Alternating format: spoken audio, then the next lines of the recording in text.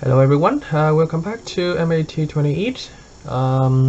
So let's continue with polynomial for this lecture. In the last lecture, we learned how to add and subtract polynomial, and in the previous last few lectures ago, we learned a bunch of exponential formula. Those exponential formula is used to multiply exponential expression. Those concepts, those formulas, very important. It's very helpful to understand the concept today. Okay, so let's get started with the concept today. Well, today we're gonna learn multiplying and dividing polynomial. On the second part of the lecture today, we learn how to expand polynomial by using the special some special product, which you also have to memorize for later for higher level course. Okay, so let's get started.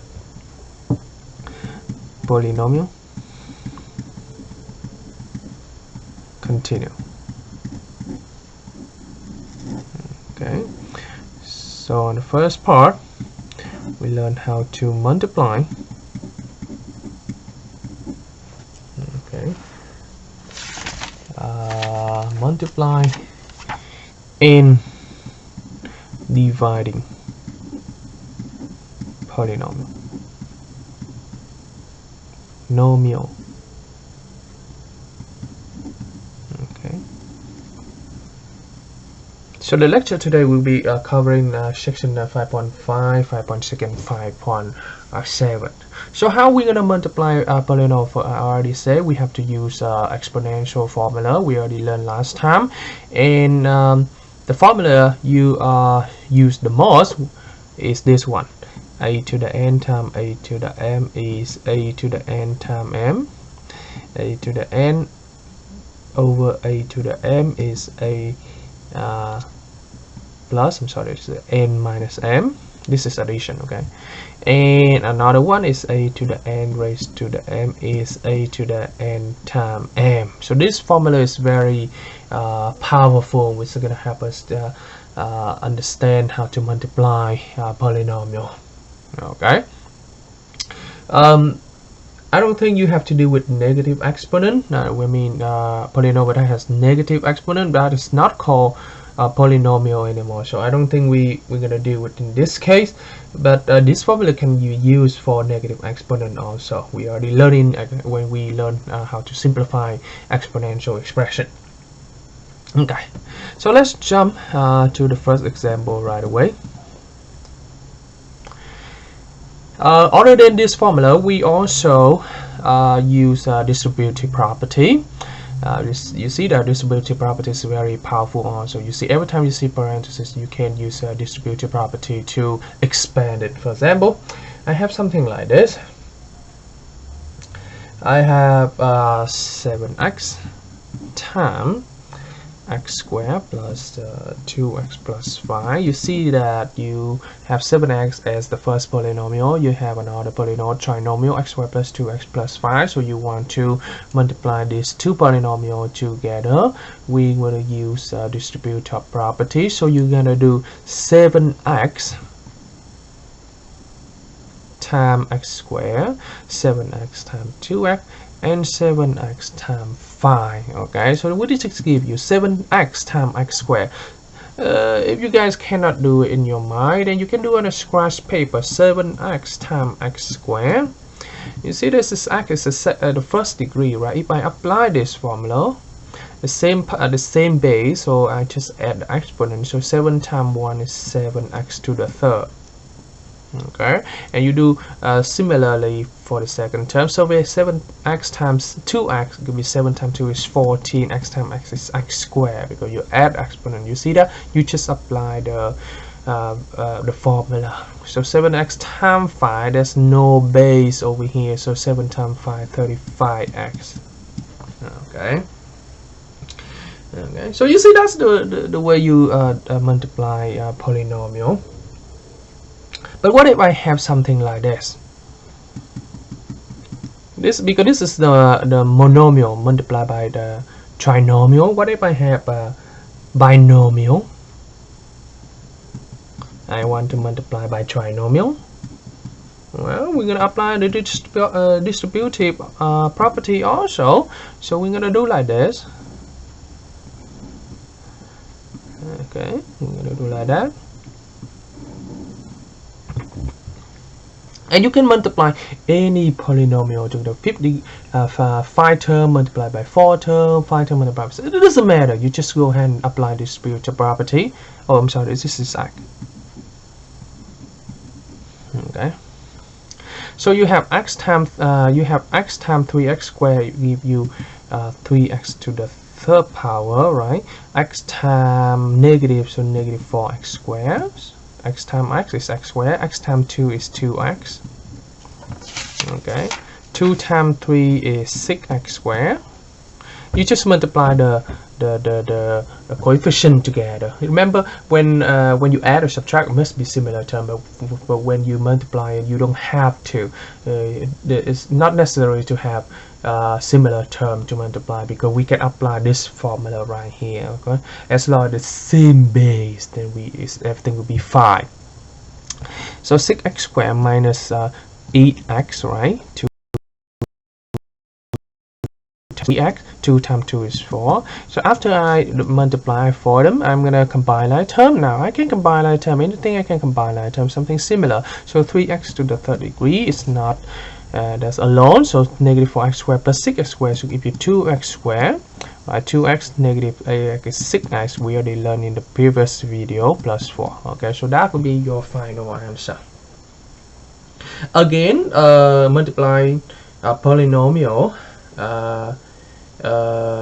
For multiplying polynomial, the polynomial can have more than one variable, as long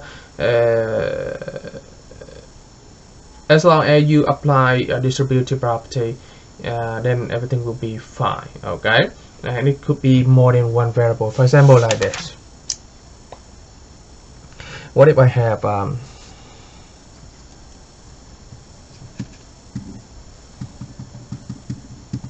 what if I have 4xy squared, you multiply by 7x cubed plus 3x squared y cubed minus 9y squared. Okay, so this contain more than one, right? It contains two variables, x and y over here. But if you can apply distributive property, and you can apply this as long as it's the same value. You see that? So 4 times 7 will be, you apply distributive, so it will be 28. All right, x1 times x cubed. X1 times x cubed is x4. Okay, y we don't have it, so we just rewrite it. Okay, 4 times 3 12. X1 times x squared is x cubed. Y squared times y cubed is y fifth. Okay, minus 9 times 4 36. X, because there's nothing to multiply, so I just rewrite it. Y squared times y squared is y4. Here you go. So that's all you have. Okay, and as you see that you can combine that term. Nope, nothing similar. The denomination is different. Okay, x4 is 4, x4 y, x cubed y fifth. It's not the same. Something that we cannot combine. Okay, so in example number 3, I just tell you that you can multiply a polynomial that has many variables. Okay, it could have x, y, z, whatever it is. Okay, so on the test I might give you this. I'm not gonna give you the easy one like this. It's too easy. Everybody know how to do it. I might give you this. Okay, okay. All right. Or you can do something with a fraction. I mean, instead of the whole number as coefficient over here, for example, I'm gonna replace the 4 over here by a half. That's okay. You're gonna do the same. You're gonna take a half, multiply by 7, it will be 7 over 2. I mean, all the coefficient could be fraction. Okay, it could be anything. It could be anything. All right. So that is the way you multiply polynomial. Well, how about division? So on example number 4, we learn how to divide polynomial. Let's see how we're going to divide polynomial. Okay. What if I have something like this?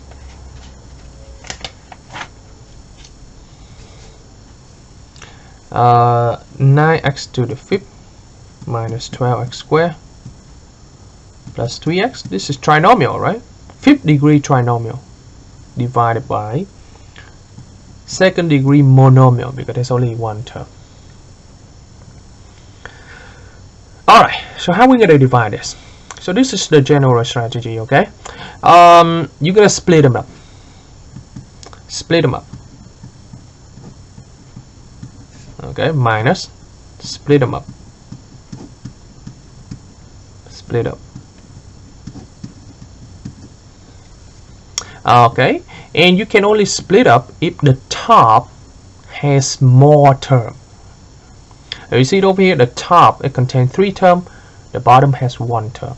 So if the top has more term, you can split up. If the top has less term than the bottom, then you can. You cannot do division. You cannot split up. So you cannot do division.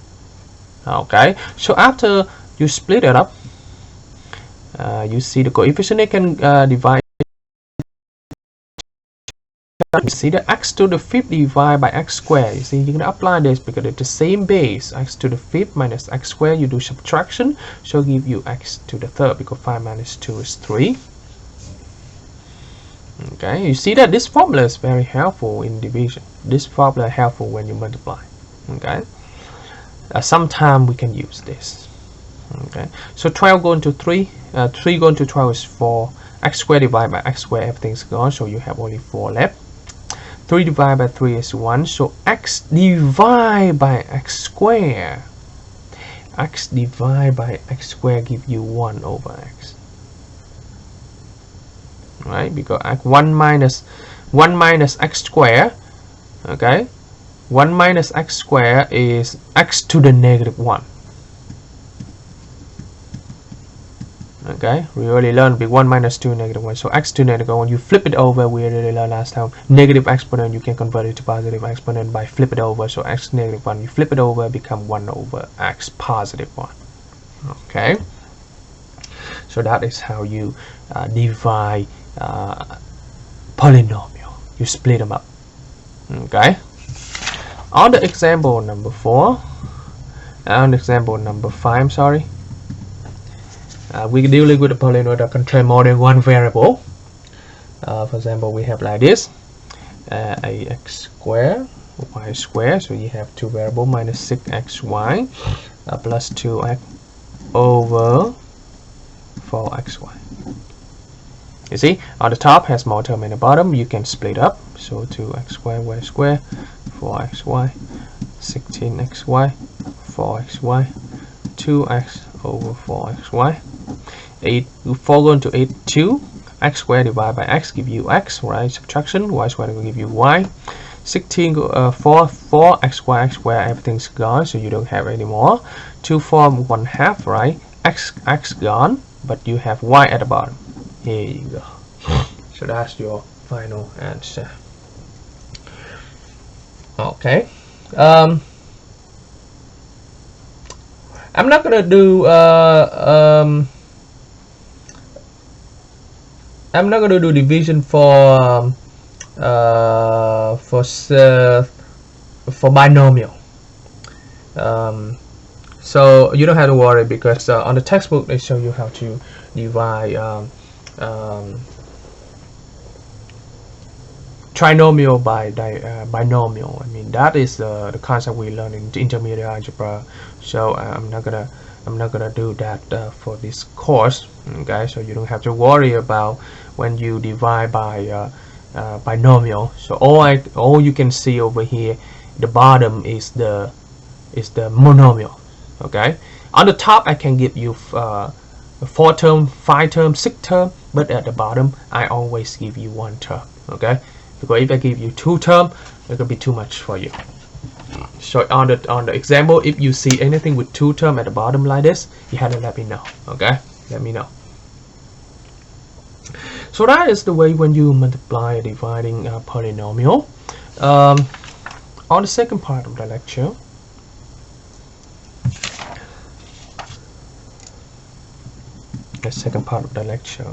I want to I want you to know some special product. This special product, it will help you expand polynomial. Okay, the first product we call the difference of square. So we have the formula like this: a square minus b square is a times b times a plus b times a minus a. This is called difference of square. Okay.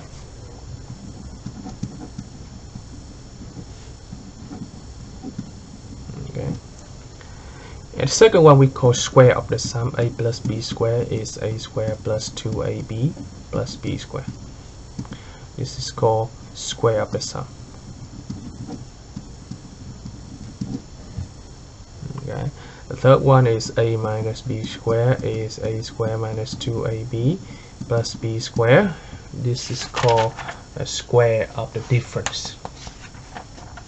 Okay, square of the difference.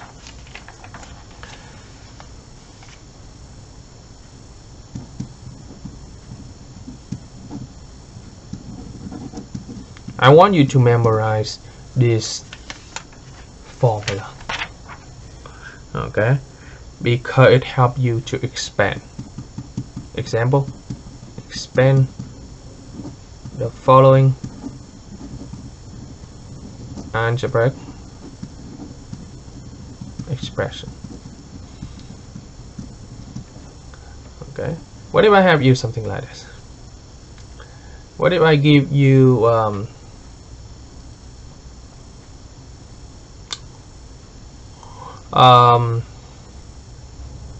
2x squared minus y squared? You see that it's in the form a squared minus b squared, with a is 2x and b is y. Then if you memorize the formula, you can expand it, so become a plus b. A plus b means 2x plus y. This is a, this is b. A plus times a minus b. Okay, so you see that you can rewrite that as a factoring form. Okay, as a factoring form. Every time you see 2x, it's something in the form a squared minus b squared. You can expand it like that. Or what if I have something like that? What if I have 3x plus 1 squared? You see, this is the difference of this. This is the square of the sum. So if you apply, this is okay. So you see that's in a plus b form. So your a could be a squared, could be 3x squared. See, a squared. A is 3x, right? Plus 2 times a, b is 1. Plus b squared, 1 squared. So 3x squared give you 3 squared is 9x squared. Okay, 2 times 3 is 6x plus 1 squared is 1. And you do the same when you're dealing with minus. So for the minus, you just change the sign here. So you have to be careful. Okay, you have to be careful over there. Okay, other than that, this is very easy. Okay, but you have to memorize the formula. If you don't memorize the formula, you cannot expand. Okay, you can't expand. I can give you another example. What if I have something x squared minus 7y squared? You see, your a over here is a little bit different. Your a right now, you see, your a right now is x squared. Your b is 7y. So if I apply the formula, so a squared, a is x squared, so we x squared square, right? Okay, minus 2ab, 2ab plus b, this is your b square.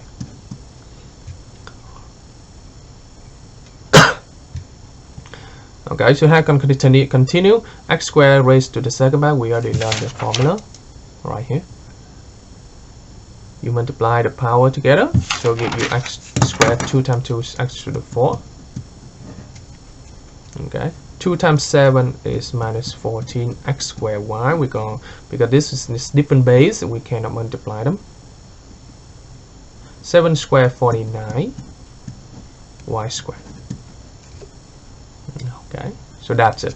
That's the final answer, because you see we cannot combine anything because this is different term. It's not similar term that we can combine.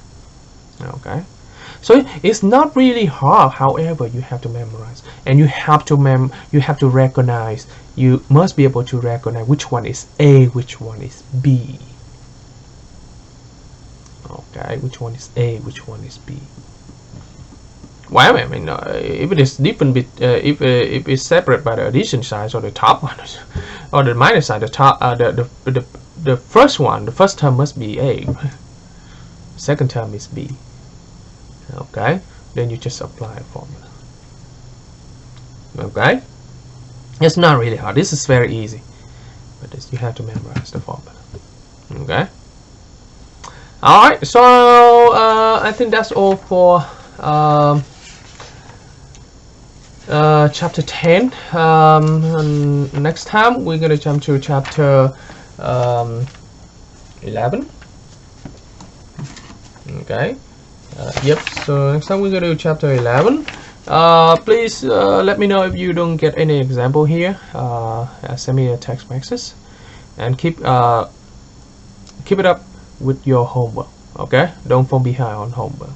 Okay, then I'll see you next time. Bye bye.